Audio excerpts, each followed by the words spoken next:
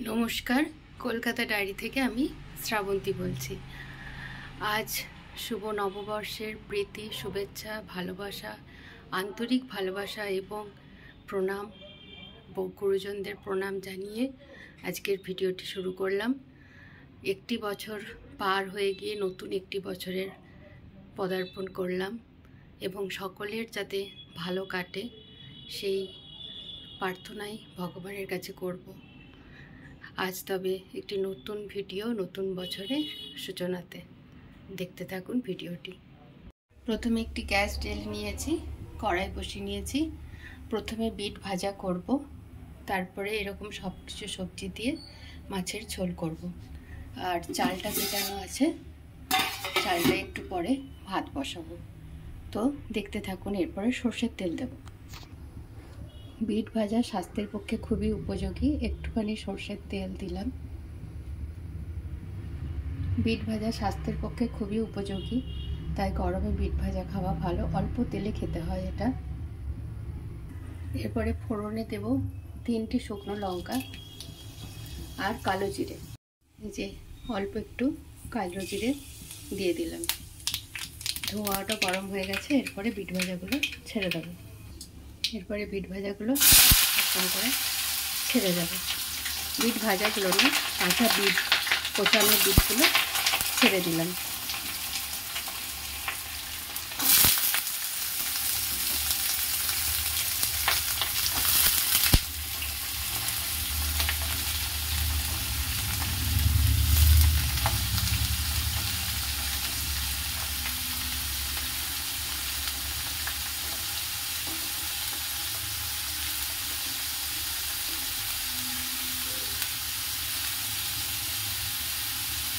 এরকমভাবে দেখুন পুরো বিট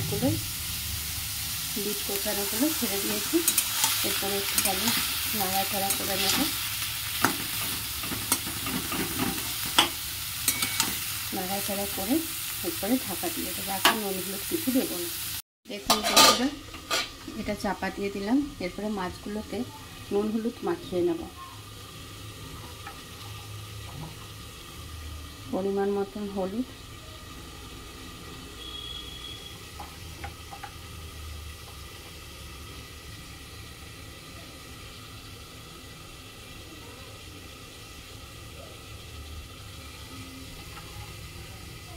পরিমাণ মতো লবণ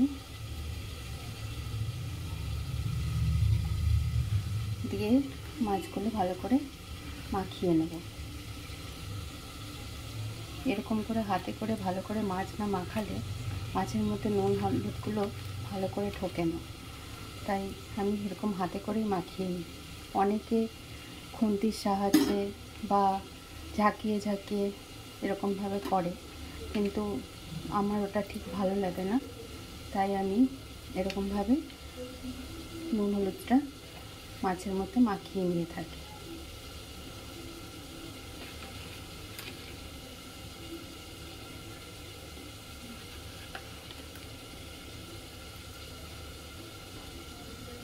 এদিকে ট্রান্সফার করে নিলাম। এদিকে একটা কড়াই আর এদিকে একটা কড়াই বসিয়ে নিলাম। এটাতে বিট ভাজা হচ্ছে। আর এই কড়াইয়ের মধ্যে একটুখানি তেল দিয়ে দেব মাছগুলো ভাজার জন্য, তাড়াতাড়ি যাতে রান্নাটা হয়। সরষের তেল দিয়ে দিলাম।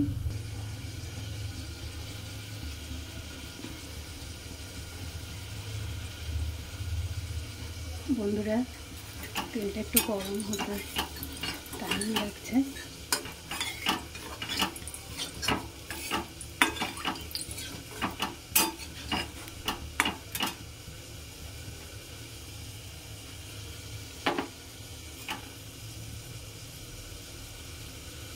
এরপরে এক এক করে মাছগুলো ভেজে নেব। প্রথমে পেটির মাছগুলোই ভেজে নেব।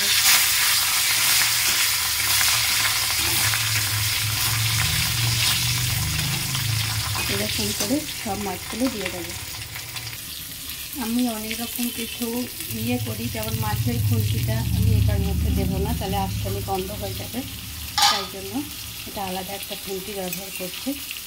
দেখুন কতটা জল বেরিয়েছে, প্রচুর জল বেরোবে। এবং অল্প গ্যাসে এটাকে ভালো করে ভাজা ভাজা করতে হবে। আবারও ঢাকা দিয়ে দিলাম আর মাছগুলো ছেড়ে দিয়েছি। মাছগুলো ভাজা হতে থাক। আমাকে এক পিসুমণি আমায় জিজ্ঞাসা করেছিল যে আগের দিনে যে মাছের ঝোলটা করেছিলাম, তো ওই মাছের ঝোলটা শুধু ওই মশলাটা দিলেই হবে আর সবজিগুলো কষে নিলে হবে? আমি বললাম হ্যাঁ, শুধু সবজিগুলোকে ভালো করে ভেজে নিতে হবে আর টকবক করে ঝোলটা যখন ফুটতে থাকবে মাছও দিয়ে দিতে হবে, তারপরে গুঁড়ো মশলাটা দিয়ে কিছুক্ষণ ফুটিয়ে নামিয়ে নিতে হবে। আজকেও দেখুন এটাও অন্যরকমভাবে করবো, একটু পেঁয়াজ রসুন দেবো, কিন্তু দেখতে থাকুন ভিডিওটা। মাছগুলোকে একবারে উল্টে দিলাম আর এটার মধ্যে একবারে নুন দেবো আর হালকা হলুদ দেবো। হলুদ না দিলেও চলে, কিন্তু দেখুন কতটা দিয়েছিলাম আর একদম কিন্তু সিদ্ধ হয়ে গেছে।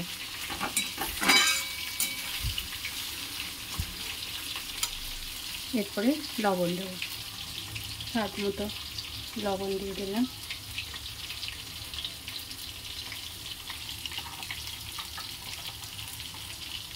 আর অল্প একটুখানি জাস্ট হলুদ দিলাম, দিয়ে দেখুন এইভাবে নেড়ে দেবো। আর ঢাকা দেবো না, এরপরে এইভাবে ভাজা হতে থাকবে।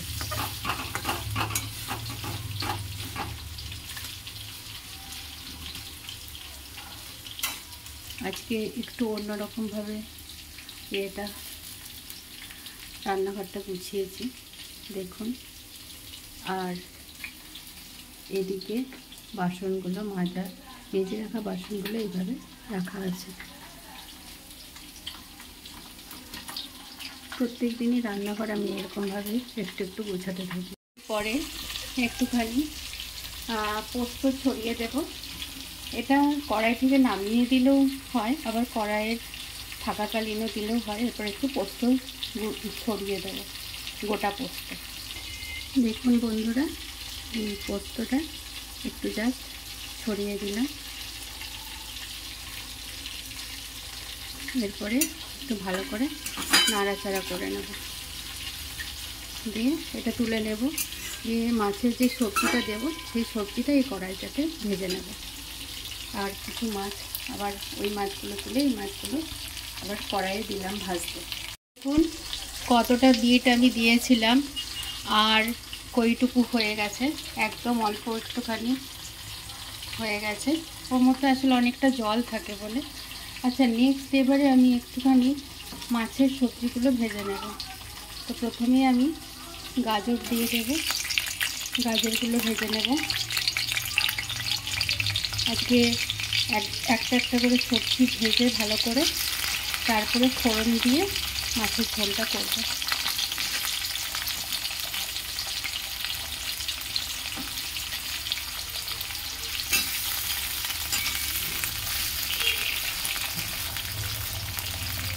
এই তেলেই মাছের ঝোলটা এরপরে করব।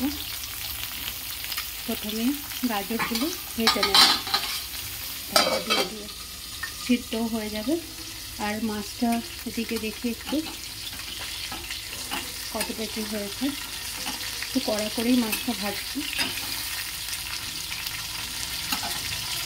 দেখতে থাকুন, সঙ্গে থাকুন ভিডিওটাতে, এরপরে আমার গানও থাকবে। সমস্ত সবজিগুলো আমার ভাজা হয়ে গেছে। এরপরে থেতো করে রাখা রসুন আর কাঁচা লঙ্কা দিয়ে দেবো।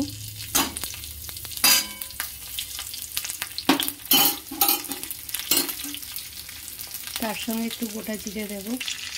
দেখুন গোটা জিরে দিয়েছি। এরপরে কেটে রাখা কুচনো পেঁয়াজ দেব।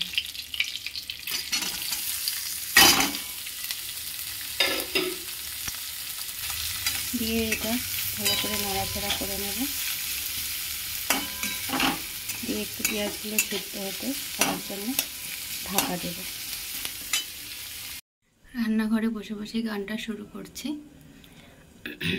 হে নূতন দেখা দি কারবার জন্মেরও প্রথম শুভক্ষণ।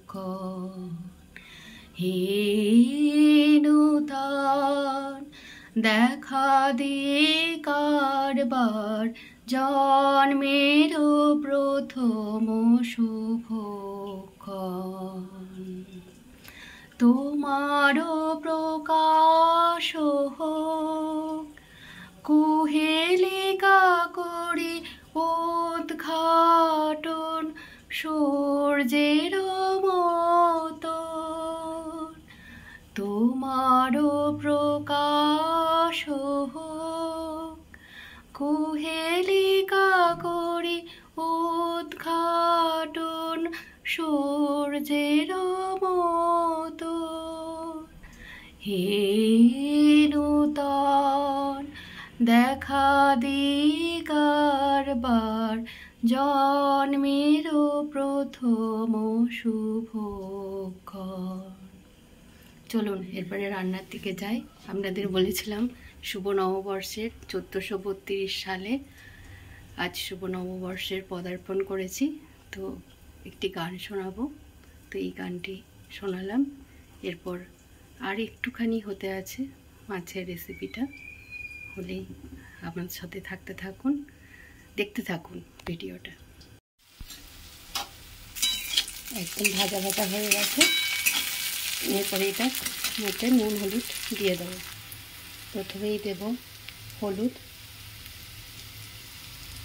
তারপরে দেব স্বাদ মতো লবণ,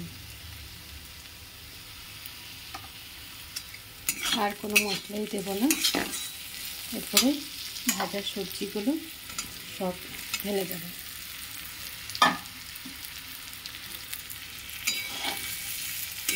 নাড়াচাড়া করে নেব। এর মধ্যে কিন্তু আজকে টমেটো দিলাম না।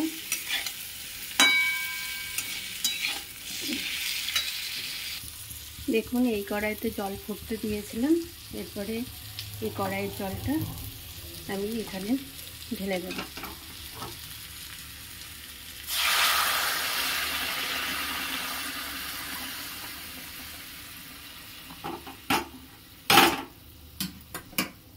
এবারে গ্যাসের সিমটা একদম বাড়িয়ে দেব ঝোলটা ফোটার জন্য।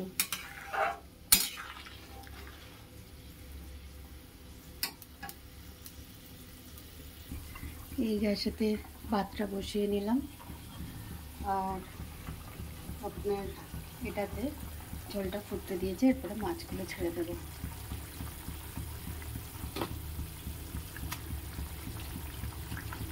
চার পিস মাছ দেব, আর 4 পিস মাছ ভাজা রেখে দিলাম।